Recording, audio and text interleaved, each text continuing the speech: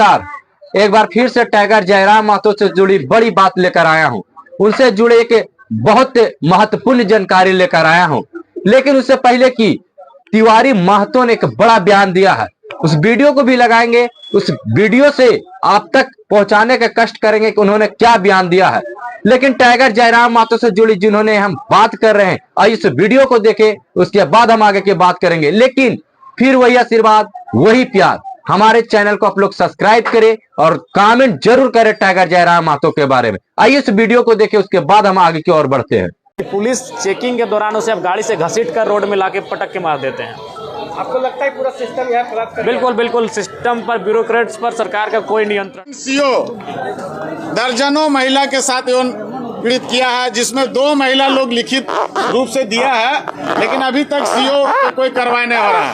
और चतरा में इससे पहले सीओ था, उसका वीडियो भी चल रहा है। एक महिला से 4 लाख रुपया मोटेशन के लिए लिया था। आप लोग लगातार सभी न्यूज में देख रहे हैं, मीडिया के द्वारा चल रहा है। और हम प्रश्न काल में भी सीओ का डाले थे, उसमें किसी तरह का जो प्रश्न का आंसर दिया गया उसमें हम संतुष्ट नहीं है। कि अपने सदन में कह दिया उगाही का महीना, वास्तव में उस पुलिस पर नहीं, पूरे सिस्टम पर आप सवाल कीजिए। क्योंकि मैंने पहले आपको कहा ये उगाही का महीना है, उन पर दबाव है। और देखिए आज उनके लोभ लालच के कारण आज एक महिला की उसमें क्या कसूर था भाई। ये तो पहली बार हमें लग रहा है कि हिंदुस्तान में हुआ होगा कि पुलिस चेकिंग के दौरान उसे अब गाड़ी से घसीट कर रोड में लाके पटक के मार देते हैं।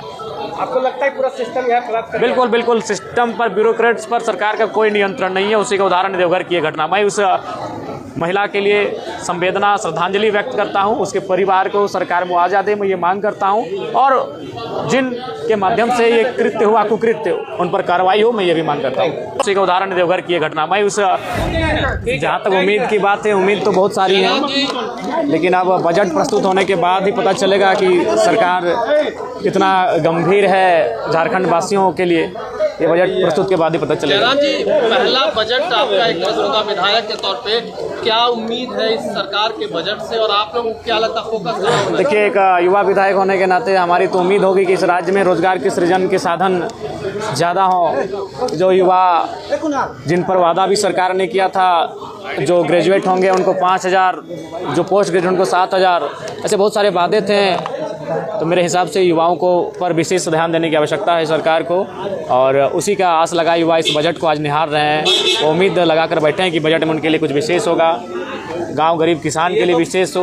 जयराम जी, तो पुराने वाले मैनिफेस्टो में था, नए वाला तो है भी नहीं उन लोग में। देखिए, हमें लगता है पुराना वाला ही मैनिफेस्टो कम से कम इन्हें दोहरा देना चाहिए। पुराना जो 5 साल का काम रहा है उसमें लगभग अधिकांश वादे अधूरे रहे हैं। उन्हीं वादों को धीरे धीरे पूरा करने की आवश्यकता है। सरकार का कहना है कि ग्रामीण अर्थव्यवस्था को बेहतरीन बनाने की दिशा में सरकार जो है वो बजट पेश करेगी। देखिए, ग्रामीण अर्थव्यवस्था की अगर बात करते हैं तो आपको कृषि, आपको लघु उद्योग, कुटीर उद्योग पर बात करनी होगी। जो प्रवास की संख्या बढ़ रही है उसे नियंत्रण करने की बात होगी। तो देखते हैं इस बजट के माध्यम से वास्तव में सरकार जो कह रही है उसे धरातल पर कर रही है कि नहीं, ये हम लोग देखेंगे। देवघर में एक महिला की मौत हो गई है। देखिए, मैंने आपको शुरू में ही कहा था, तो बहुत सारे लोगों ने मेरा उस बयान को